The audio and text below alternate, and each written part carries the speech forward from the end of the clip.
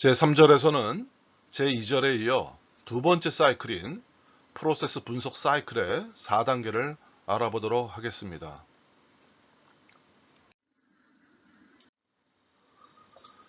프로세스 분석 사이클은 4개의 단계로 이루어집니다.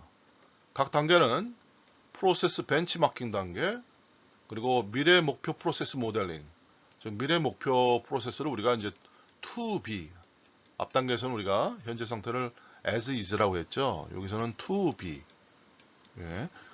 프로세스 모델링을 하고, 7단계에서는 이해 당사자의 동의를 구하고, 그런 다음에 제8단계에서는 개선 방안을 확정하는 이런 단계를 거쳐서 이 프로세스 분석이 진행되게 되는 것입니다.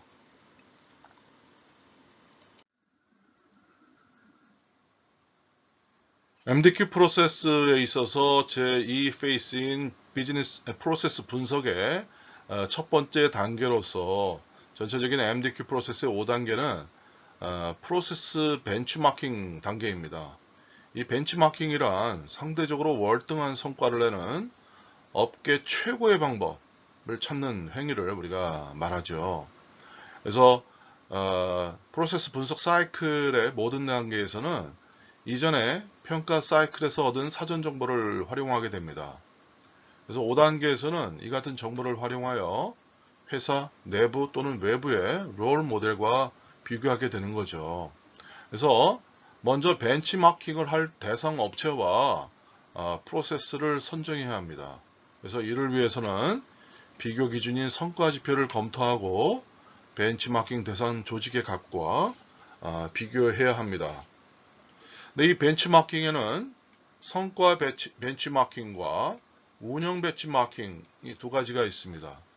이 성과 벤치마킹은 다른 주체가 달성하고 있는 성과 지표를 검토하는 것이고, 운영 벤치마킹은 월등한 다른 결과를 만들어내는 대안적 방법을 검토하는 것입니다. 그래서 벤치마킹은 성과와 운영 측면을 모두 검토해야 하는 것이죠. 이러한 프로세스 개선을 위해 벤치마킹을 수행하는 이유는 다른 주체가 이미 달성한 도전적인 성과 지표로 설정하기 위함입니다. 또 회사 규모나 업종, 사내외를 불문하고 월등한 성과를 내는 더 나은 방법과 프로세스를 찾아내기 위함이기도 합니다. 또 다른 한편으로는 대안적 방법과 프로세스를 실행에 옮겨서 검토한 대안이 복제 및 확산 가능한지를 또 회사 내의 다른 부서에 보여주기 위함이기도 합니다. 특히 이 세 번째 이유는 특별히 시사하는 바가 있습니다.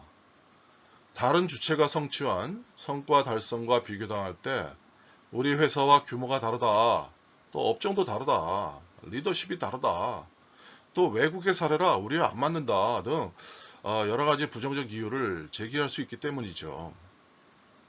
이런 말은 혁신을 죽이는 커멘트 킬러, 커멘트로 항상 경계해야 하는 것입니다. 그러나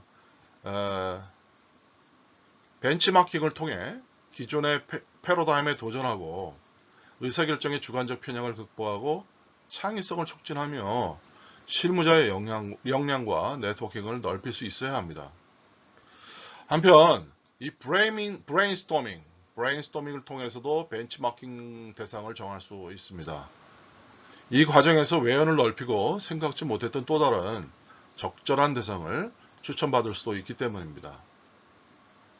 제한된 벤치마킹 대상 중에서 최종적으로 업체 또는 프로세스를 정할 때는 이러한 부분들을 고려할 필요가 있어요. 그래서 벤치마킹 정보에 접근 가능한가, 이러한 어떤 정보 접근의 가능성 문제. 그래서 아무리 좋은 성과를 내는 벤치마킹 대상이라도 활용할 수 있는 정보를 획득할 수 없다면 부적절한 것이죠. 또 두 번째로 성과 지표 달성의 의미가 큰지, 이런 성과 지표의 도전적 의미도 한번 고려해야 될 것입니다.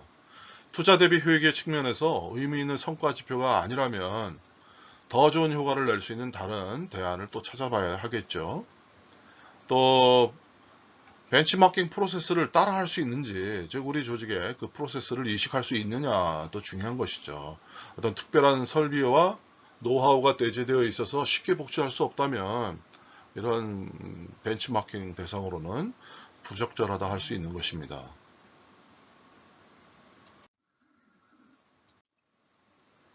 한편 회사 조직이 크고 여러 대륙에 걸쳐 있다면 벤치마킹은 내부 벤치마킹과 외부 벤치마킹으로 구분할 수도 있습니다. 보통 관리자는 내부 벤치마킹을 선호하지 않는 경향이 있습니다. 내부 조직이 멀리 떨어진 해외라면 모를까 회사 내의 동료와 비교당하는 것을 원치 않기 때문이죠. 근데 어쨌든 내부든 외부든 벤치마킹 대상 조직을 만나서 우리가 이제 주로 하는 것이 인터뷰죠. 이런 인터뷰할 때 우리가 고려할 수 있는 질문 사항들이 이렇게 정리가 되어 있습니다. 그래서 프로세스의 흐름이 어떻게 수행되는지 자세히 설명해 줄 수 있는지 프로세스 흐름이 이제 중요하고요. 또 각 프로세스의 성과 지표를 어떻게 측정하며 현재 수준은 어느 정도 있는지, 그러니까 성과 지표가 어떤 성과 지표로 설정되어 있고 그 성과 지표가 어떻게 측정되고 있고 그 조직에서는 어떤 수준에 있는지, 또 해당 활동을 수행하는 실무자는 실무자의 역량과 관련된 거죠. 어떤 경험이 필요하고 또 어떻게 교육시켰는가, 이런 부분도 중요하죠.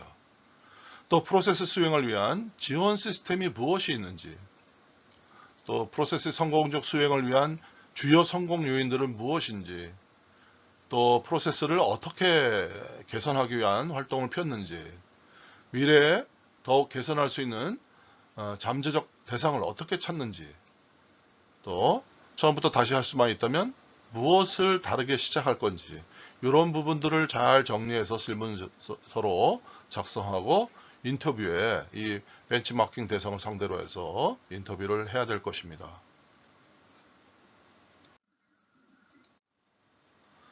일반적으로 접근 가능한 벤치마킹 정보원은 이런 것들을 들 수 있어요. 그래서 연례 보고서나 제품 설명서, 제품 발표문, 영업 및 마케팅 문서, 광고 문구 등, 또 투자 전문 컨설턴트의 그 리포트가 또 중요한 정보가 되겠죠. 또 전문가 그룹의 리포트, 또 각종 세미나 및 그와 관련된 자료들, 또 내 외부의 뉴스레터와 고객용 잡지, 회사의 고객과 부품 공급자도 또 중요한 이제 벤치마킹 정보원이 될 수 있습니다. 또 업체 직원의 대학원 졸업 논문이나 키맨이 다닌 대학원의 지도교수, 글쎄요, 이런 부분도 있을 수 있고, 또 온라인 정보 검색 정보와 신용 정보 데이터베이스 중요하죠. 또 업체를 지원하는 하드웨어 및 소프트웨어 제공 업체 기술 담당과 영업 담당. 근데 대체적으로 잘 얘기 안 해주죠. 고객과의 관계에 있어서. 그래서 이런 자료 외에 또 조사자가 열의를 가지고 있다면 대상 주체 키맨에 접근하는 것이 뭐 바람직한 방법 중에 하나일 수 있습니다. 그래서 연락처를 구해서 접근할 수 있는 방법으로 뭐 이메일이라든가 전화라든가 또는 직접 만나서 하는 대면 인터뷰가 될 수 있죠. 그래서 이제 그 불특정 다수로 하는 뭐 논문 조사라고 돼 있는데 설문조사, 이메일 설문조사나 전화 인터뷰도, 그러니까 이게 설문조사겠죠. 이게 논문이 아니라 설문조사의 경우는 이메일이나 우리가 또 할 수 있고 또 전화로 직접 인터뷰 할 수도 있습니다. 그래서 마킹 대상자가 이미 알고 있는 사람이라면 뭐 전화 인터뷰도 괜찮겠고요. 또 초면이라면 뭐 인터뷰가 가장 좋을 수 있겠습니다. 그래서 대면 인터뷰를 한 뒤에 이메일이나 전화 인터뷰에는 거부감을 갖지 않는 경향이 있지만 처음부터 뭐 이렇게 이메일 보내고 전화로 하면 뭔가 그 대상자가 성의가 없다고 느낄 수 있습니다. 그래서 대상 업체가 경쟁 업종이 아니라면 선의를 가진 대상자는 뭐 이렇게 대화에 응하고 의외로 자신의 경험을 진솔하게 이렇게 나누어주는 경향도 있습니다. 그래서 진심 어린 그 접근으로 이런 좋은 정보원을 찾아가는 방법이 좋을 것이에요.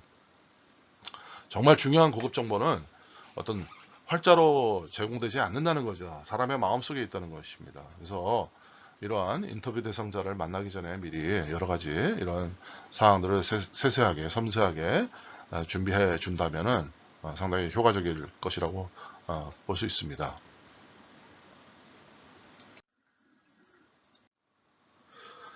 특히 이제 우리가 프로세스 벤치마킹 할 때 그 담당자와의 인터뷰를 할 때 상당히 우리가 조심해야죠. 그래서 이 부분은 상당히 많은 훈련도 필요하고 경험도 필요한데 우리가 이런 부분들을 여기 이렇게 쭉 정리를 해놨습니다. 그래서 이거를 뭐 일일이 다 읽는다기보다는 여러분들이 하나하나 읽어보시고 파악하는 것이 중요하다 할 수 있습니다.